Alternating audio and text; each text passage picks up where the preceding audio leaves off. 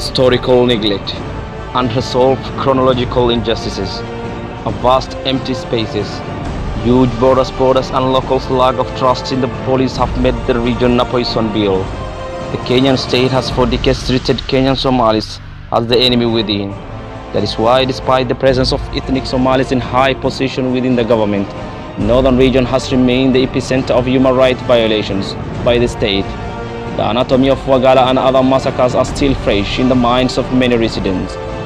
Kenya's northern region, which held so much promise under the devolved system of governance, could likely take years to recover from the ashes of terror. Right from Mandera, Wajir and Garissa, several institutions have been affected and remain closed till now. Massive economic decline, both from private and public sectors, as for educational standards mostly from the region, remain fragile and precarious. And if this crisis is not managed, it's likely the region will remain marginalized for another 5 decades, hence losing the war on the approximate cause of the current wave of terrorism and the radicalization of youth in northern region.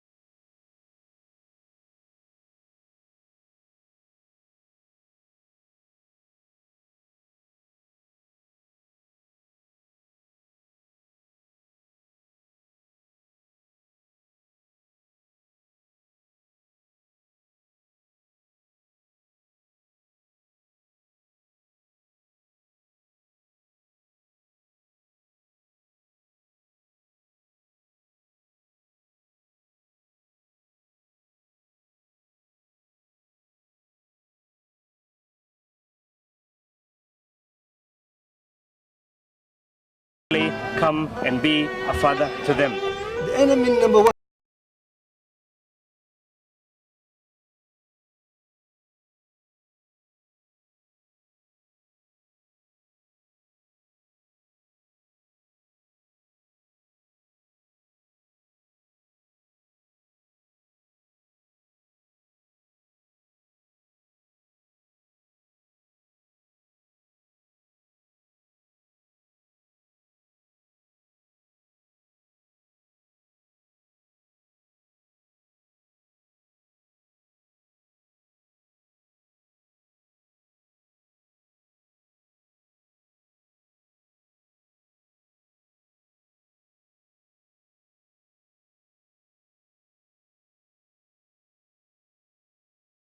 The serious matter which you must take by the whole now. On June 1st, 2015, Kenya marked its 52nd Madaraka Day, the same day when Kenyans themselves, led by Prime Minister Jomo Kenyatta, assumed responsibility over the affairs of our country in 1963.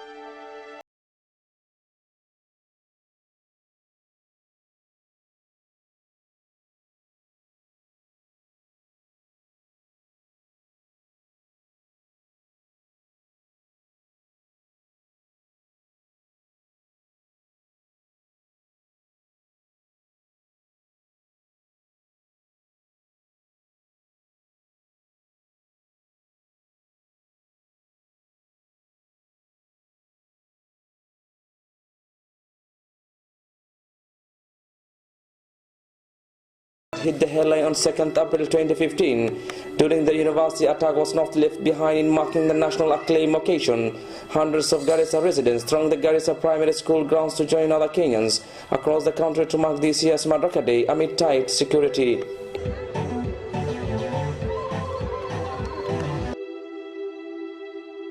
In my past years practicing as a freelance journalist reporting widely on a variety of issues in northern Kenya, I never came across before and how the way the residents of Garissa County was so stressed in order to participate in the national commemoration. As the Kenyans celebrate the 52nd Madaraka Day, The people of northeastern Kenya are all up in hands to claim and counterclaims, going back by critics and saying something bad and good about the government of the day. Discussing about the issue of what happened in Garissa University College, over 148 people that have lost their life. The issue of the down to dusk curfew is still ongoing, but the leaders are all saying in unity that the issue of the curfew is something that will bring the whole nation and the county economic crunch.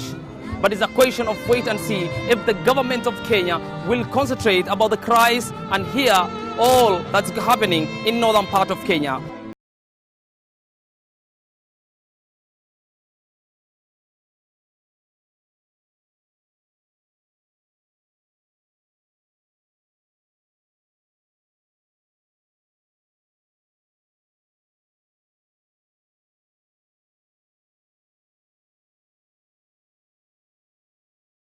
Which in turn have brought the negative and social economic impact to the residents.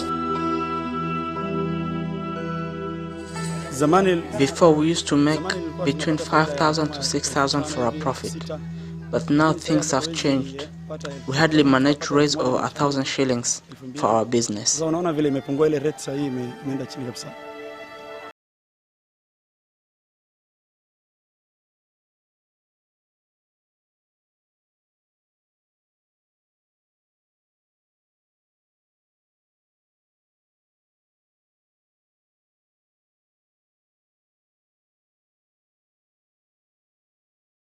Garissa town.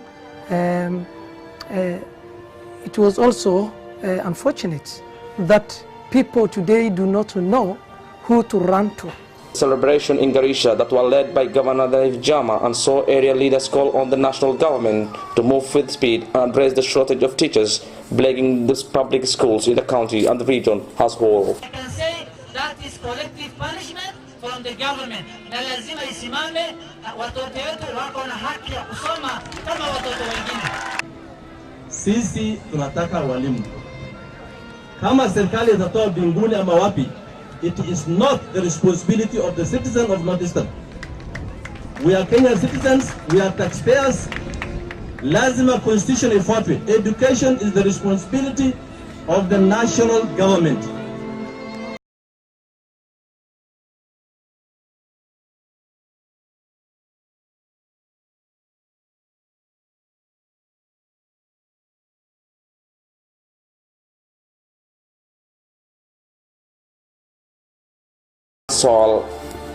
After 1998 bombing of the US Embassy in Nairobi, on a chilly Thursday morning, after 4 Al-Shabaab gunmen managed to enter Garissa University College after shooting dead 2 security guards manning the main gate, and proceeded to religiously profile and kill 147 students in a 15-hour siege at the university. Kwa natawada ndio nimesikia lalini chini na mwenzangu yule hapo kwa gate nimeona kiwana anaanguka. Sasa mimi nimejitupa hapo. Unaona? Kama nimejitupa nimesikia malio ya risasi. Tena kuna mwingine sasa baada ya malio ya risasi kuna mtu aliongea. Kwa vile mimi siwezi nikainuka kwa hicho uwezo kanyo unajua. Anaweza kushoot. The attack came 5 months after 36 non-Somali Kenyans, mostly teachers, and other civil servants were pulled from Nairobi-bound bus as they were traveling from Mandera town for the Christmas holidays in their rural homes and were executed. The Al-Shabaab claimed responsibility for the attacks, which shook the country.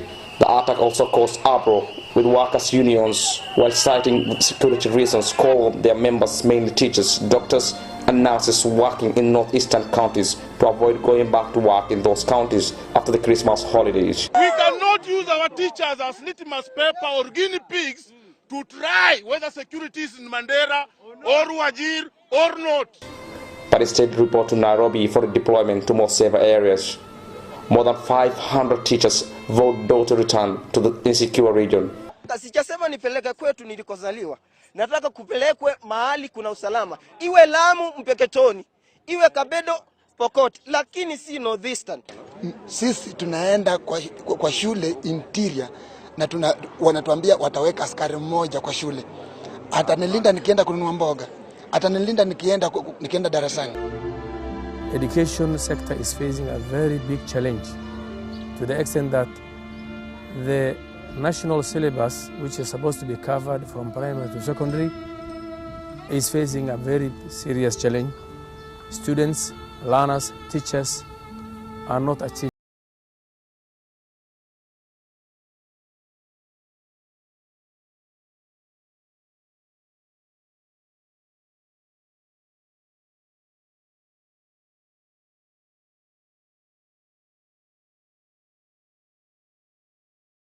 So we say again, in a very big words, the national government, this is an emergency and should be a national disaster. Education is a national disaster which calls for the present intervention. The move by the unions has gravely affected education in the semi-arid region. Students in public primary and secondary schools are schooling but not learning since there are no teachers to teach them. The recruitment of emergency and trained teachers as a stopgap measure has not done much because of the large shortage of teachers, estimated to be close to 5,000. Niathirika kwa sababu walimu wengi hawajarudi. Kwa sasa tunavyozungumza walimu ambao wako shuleni ukijumlisha na mimi tuko 8 peke yake katika walimu 28. So utapata kwamba shule nzima walimu 28 tumebaki 8 peke yake ni ngumu. Kwa hivyo imebidi tuwaweke wanafunzi katika vikundi tuweze kusomesha wale ambao kwamba tuende kuwasomesha. It is pity what awaits the candidate in Standard 8 and Form 4 who will sit the national examination later this year, seeing even as some schools have dropped some technical subjects like agriculture, woodwork and power mechanics because of lack of qualified tutors. The problem is with the people themselves. If the leaders on the ground are consulted, the religious leaders, the elders, the mamas on the ground, and then the students themselves.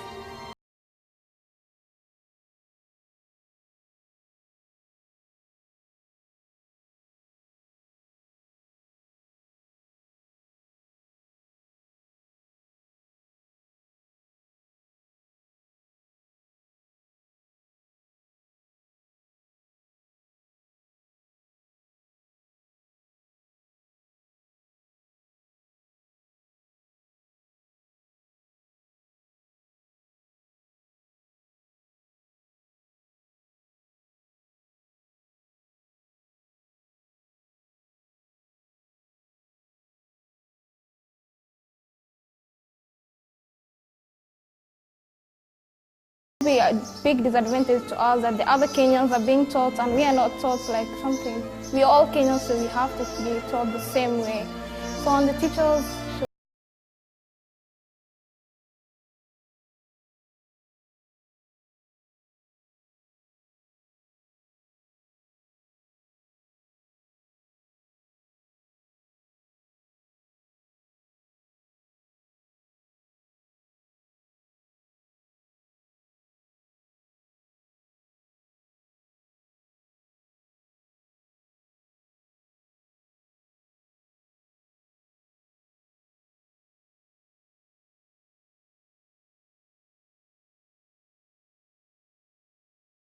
should that are harassing, brutally beating and killing our people.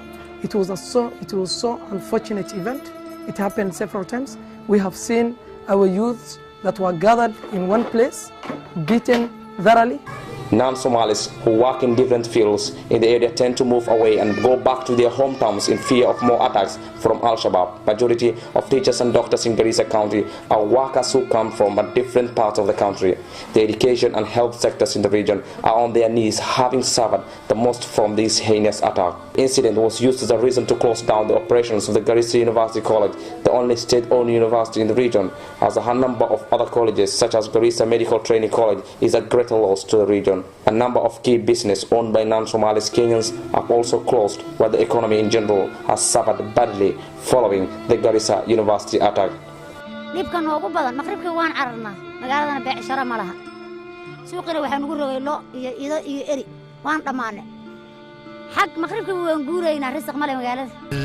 Kitu kwanza tumeboresha maisha watu wengi sana ambao walikuwa marafiki yetu, ambao tulikuwa tumejuana na wao. Sisi kama wafanyabiashara tegemeo letu ilikuwa wanafunzi wao university. Basi ikiwa wao hawako, hata sisi hatutakuwa na kazi hapo. She's saying that This watermelon, it cost before the university attack, it cost 100 shillings. But now,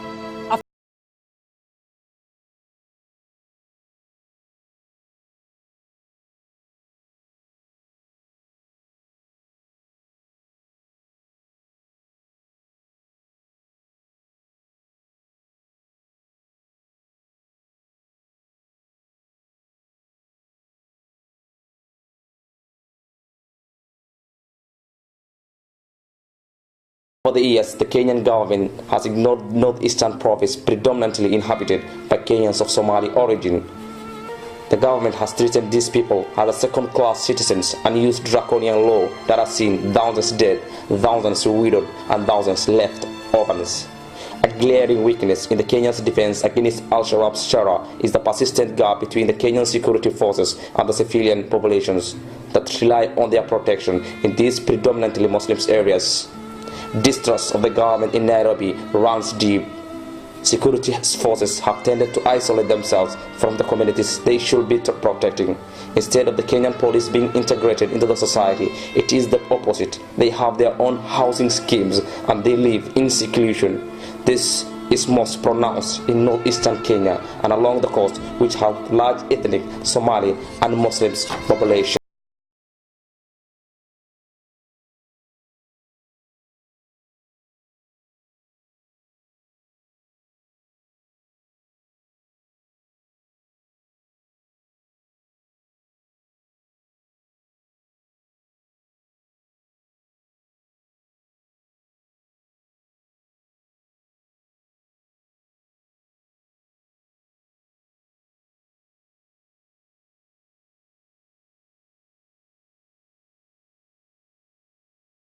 In prominence.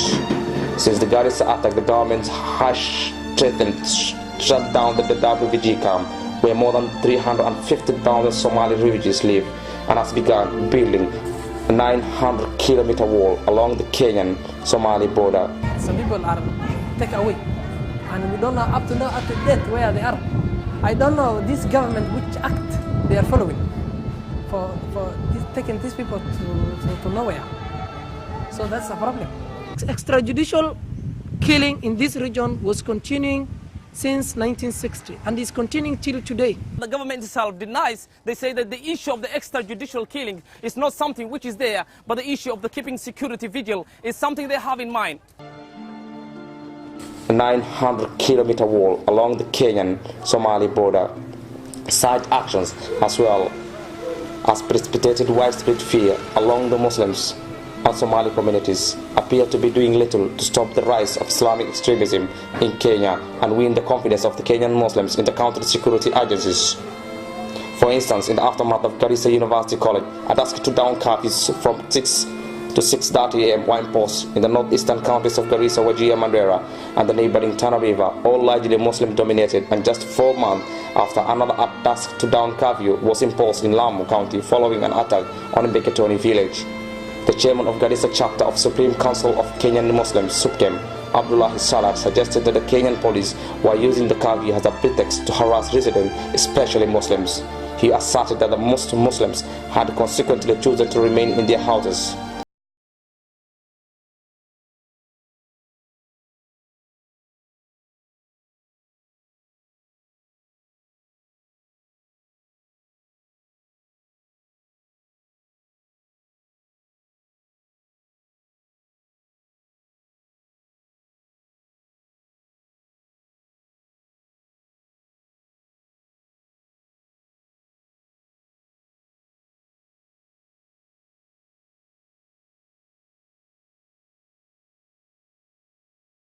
Been imposed in the past were ineffectual.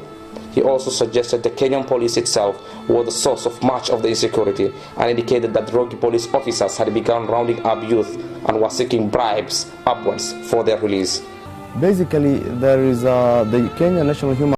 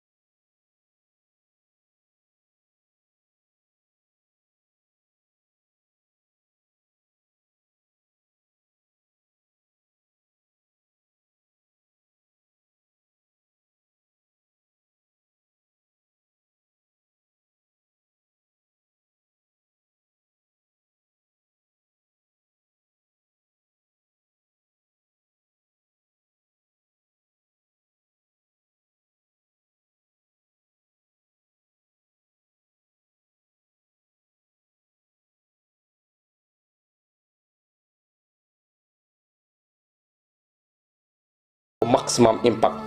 But if this thinking is right, of avenging for Muslims, one will have to ask why the same Al-Shabaab is killing fellow Muslims in Somalia. As for Mama Halima Muhammad, a 64-year-old mother of 6, and a milk vendor in Garissa town, says what is happening in the region is typically what she witnessed in the past years during the post-independence shifter war, where Kenyan Somalis were tortured and harassed by the security officers and later detained.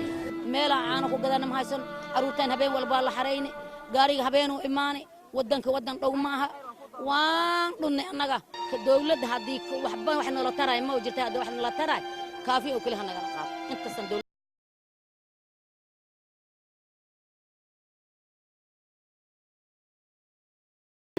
and security only a pipe dream at the time.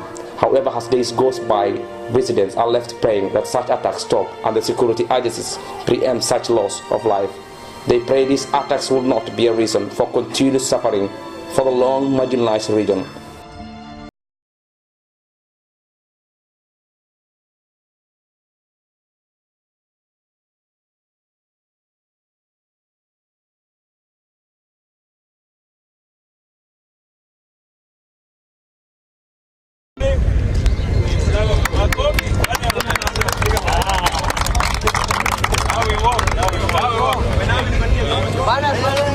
On 17th July 2015, while other Kenyans were enjoying Eid al-Fitr, a holiday for Islam, a courageous group of patriots was finalizing a historical journey dubbed as a Walk of Hope, Garissa to Mandera, 1,000-kilometer Walk of Hope. Something's happened.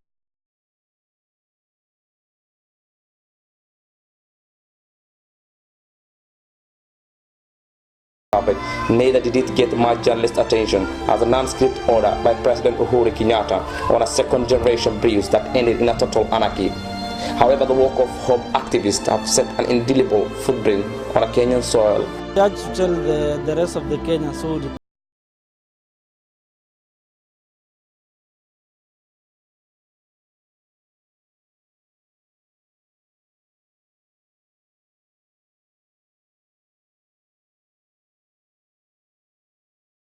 in this country, we have a large truck that can be used for that purposes. The footprint is a hallmark of the need for reconciliation among Kenyan's peoples. It's a reminder of the informal 1960s referendum where Kenyan Somalis overwhelmingly opted to rejoin Greater Somalia. The government vehemently opposed this and subsequently the shifter war that ended with scars in our souls, such as the Wagala massacre in Wajir, broke out. It also a living reminder of marginalization, oppression, tribalism, and corruption when all Shabab slaughtered 147 students of Garissa University College. The country was grief-stricken. The country was at its knees. This was the second most terrible attack in Kenyan's history. Hashtag 147, not just a number, and hashtag they have names went live on social media in a bid to honor the departed souls, never to be forgotten. Despite the world media having picked up the story, this was not enough. The countless vigils by university students across the world were not enough either. These were not remotely as vital as what a courageous group of northern Kenya youth in the past month or so have been up to. This is why Walk of Hope did not start through sponsorship of NGOs and well-wishers.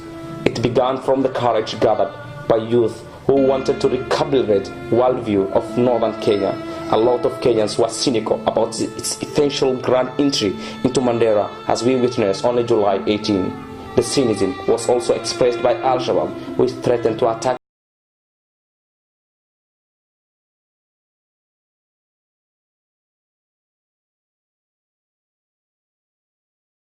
that can insecure or can make our journey to come to a stop.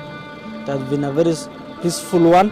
However, it is the government whose cynicism was out of this world following the Garissa University attack. The government agencies, armed to the teeth, clamped down to kill runaway insecurity. Suddenly, the clamping down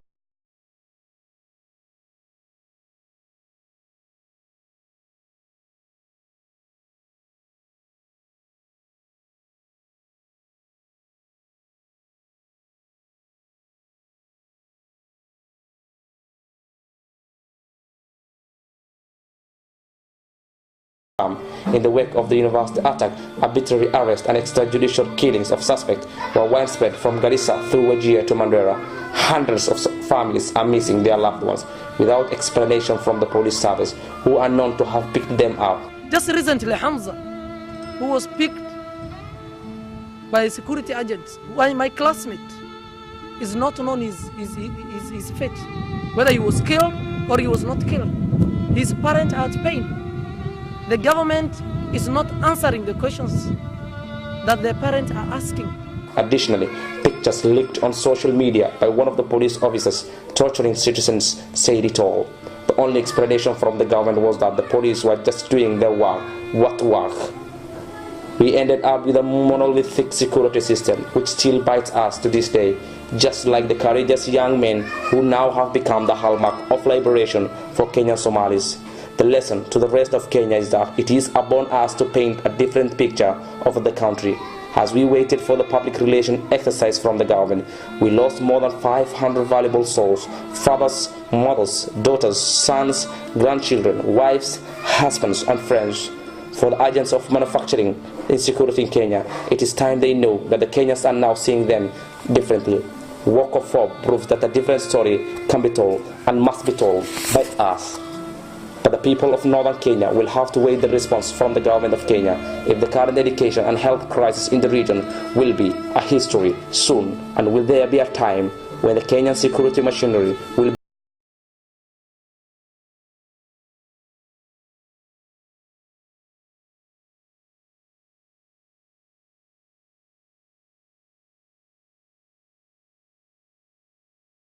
Despite the tragedy of what they have to go through life, they remain the most compassionate people worth knowing, and the ones that often become activists for the broken-hearted, forgotten, and misunderstood. They are the angels with broken wings that only fly when love the forsaken of.